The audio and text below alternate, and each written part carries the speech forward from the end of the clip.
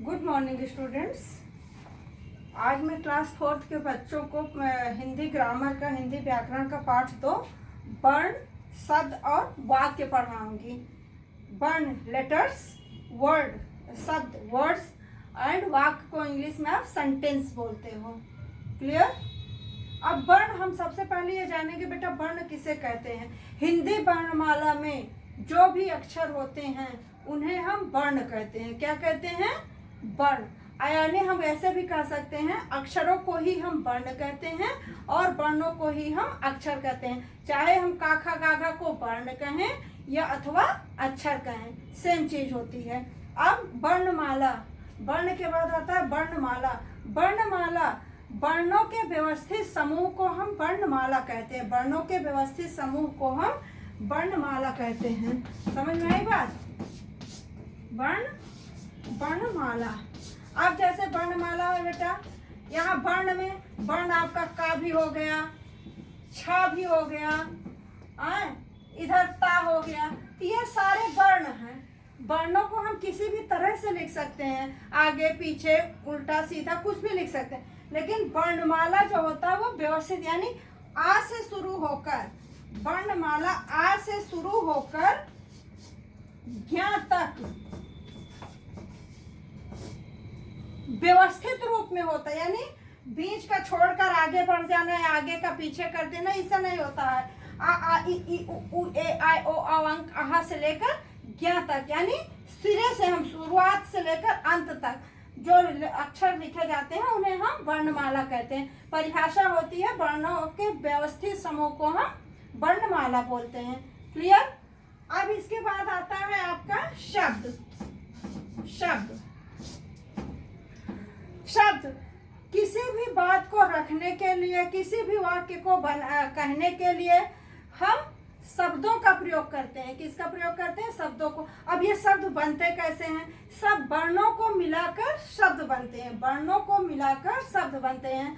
But शब्द बनाने के लिए कम से कम 2 अक्षरों का होना जरूरी होता है। शब्द कितने भी कैसे भी होंगे, लेकिन उनके लिए हमेशा कम से कम, सबसे छोटा से छोटा 2 वर्ण की जरूरत होती। जैसे हमने कहा घर, चलो चल। अब ये 2 चौका 1 2, घा रा 1 2 अक्षर से एक शब्द बन गया। घारा से हम घर समझ गए, चाला से हम चल। अब इन शब्द में इससे भी ज्यादा अक्षर हो सकते हैं, मात्राएं हो सकती हैं। यह हम अपनी जरूरत के अनुसार उसका प्रयोग करते हैं। क्लियर? अब उसके बाद आता है वाक्य।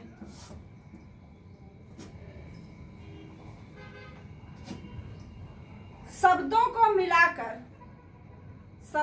मिलाकर वाक्य बनता है। इंग्लिश में भी आप पढ़ते हो शब्द का word is a group of letters. आप इंग्लिश में भी पढ़ते हो word is a group of letters. उसी तरह से सेम आप पढ़ते हो वाक्य की परिभाषा, शब्दों के व्यवस्थित समूह को हम वाक्य कहते हैं, जिसका कुछ न कुछ अर्थ निकलता है। यानी किसी भी वाक्य को कहने से हम उसमें कहा गया वो एक एक शब्द समझते हैं, उसके बारे में समझते हैं कि ये कहा किस लिए गया है, क्यों कहा गया है, हमें क्या करना होगा, ये सुनने के बाद हमें क्या करना चाहिए, क्या होना है, सारी चीजों की हमको जानकारी मिलती है। इंग्लिश में आप पढ़ते हो sentence. Sentence is the group of word. Same है, वर्ड है ग्रुप ऑफ लेटर्स और सेंटेंस है word of group of words. उसी तरह हिंदी में ही आप पढ़ते हैं शब्दों के व्यवस्थित समूह को हम वाक्य कहते हैं, जिनका कुछ न कुछ अर्थ निकलता है, जिससे हम कुछ न कुछ समझते हैं। आई बात समझ में? अब इसके बाद आता है बेटा आपका वाक्य। वाक्य कितने प्रकार के होते हैं? वाक्य पहले आप शब्द जानिए। शब्द 2 प्रकार के होते हैं। शब्द कितने प्रकार के होते हैं? शब्द 2 प्रकार के होते हैं। शब्द सार्थक शब्द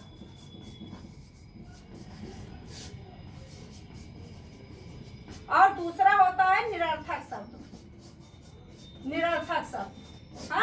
सार्थक शब्द का मतलब होता है कोई इसका जरूर अर्थ निकलता है। शब्द तो कई हो जाते हैं, जैसे हमने कहा शहद, हमने कहा शहद, तो शहद के बारे में आप सोचेंगे कि शहद मधुमक्खियों द्वारा बनाया जाता है, शहद मीठा होता है, मधुमक्खियां पेड़ में अपने छत्ते को लगाती हैं, उसमें से हम शहद निकालते हैं, तो आपके माइंड में तुरंत घूम जाता है कि शहद है, यानी शहद का मतलब होता है कुछ मीठे से, कुछ जो है खाने जैसी चीज से। अब निरर्थक में जैसे हमने कहा कम ल क म, अब शब्द तो यह भी है ल क म, यह भी शब्द है, लेकिन इसका ल क म का कोई अर्थ नहीं निकल रहा। लकम आपने बोल भी दिया तो कोई समझ ही नहीं रहा है कि लकम शब्द का अर्थ क्या होता है। समझ में आई बात? इस चीज को हमेशा, शब्द के कितने प्रकार होते हैं? शब्द के दो प्रकार होते हैं, सार्थक शब्द एंड निरर्थक शब्द। अब आता है बेटा, इसके बाद आ जाता है आपका वाक्य। वाक्य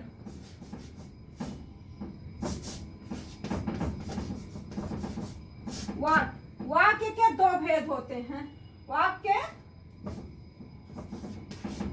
दो भेद होते हैं।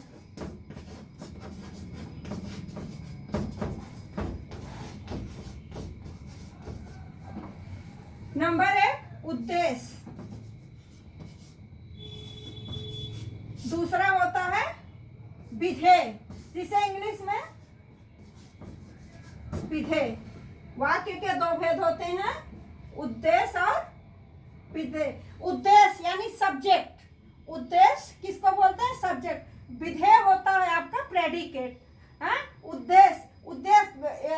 उद्देश्य के बारे में जो कहा जाता है उसे हम विधेय कहते हैं। जैसे राम खाना खाता है, अब यहाँ राम जो है वो उद्देश्य हो गया। क्या हो गया? उद्देश्य। और क्या खा रहा है? राम के बारे में क्या बताया जा रहा है? राम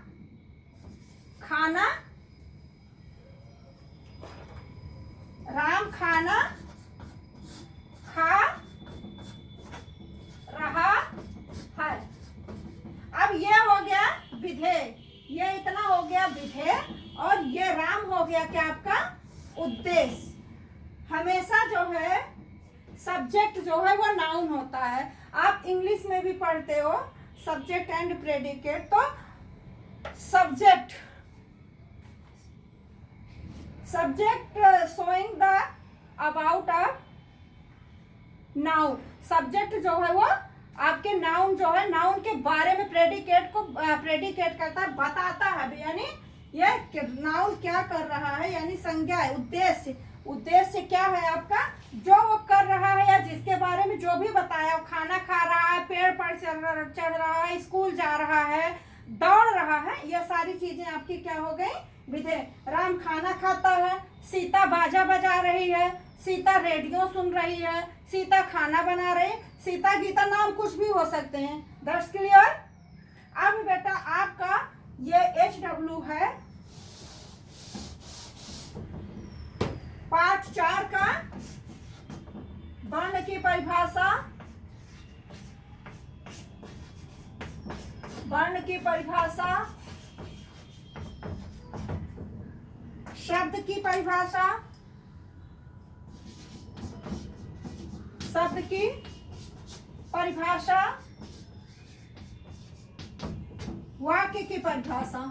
यह आपका HW है, अच्छे से देख ले। वाक्य की परिभाषा तथा प्रकार, साथ साथ प्रकार भी, परिभाषा तथा प्रकार, परिभाषा तथा प्रकार। उदाहरण सहित आपको लिखना है, सबका एक एक एग्जाम्पल देते हुए अपनी नोटबुक में नोट डाउन करेंगे। बेटा इसको एकदम सीरियसली लीजिए। आपकी कॉपी ट्यूसडे को स्कूल में सबमिट होगी, हिंदी फर्स्ट और सेकंड दोनों कॉपियां आप लोग मंगलवार को स्कूल में सबमिट कर दीजिएगा। क्लियर? बाय। अपना ख्याल रखिएगा। राइटिंग बेटा सुंदर होनी चाहिए, समझ में आएगा। एक भी राइटिंग अगर आपकी पुअर होगी तो आपकी मार्किंग कहीं ना कहीं कॉपी पे, आपकी लिखावट पर, आपकी बुक कॉपी की कवर पर भी होनी है। सेम उसी तरह से आपके सारे वर्क हो रहे हैं जैसे आप स्कूल, आप ये महसूस करिए कि आप स्कूल में हैं, आप स्कूल का वर्क कर रहे हैं। ये आपके करियर का बहुत बड़ा मतलब है बेटा ब्रेक, लेकिन हम उस ब्रेक को तोड़कर आगे बढ़ जाएंगे। That's clear. Bye bye, take care.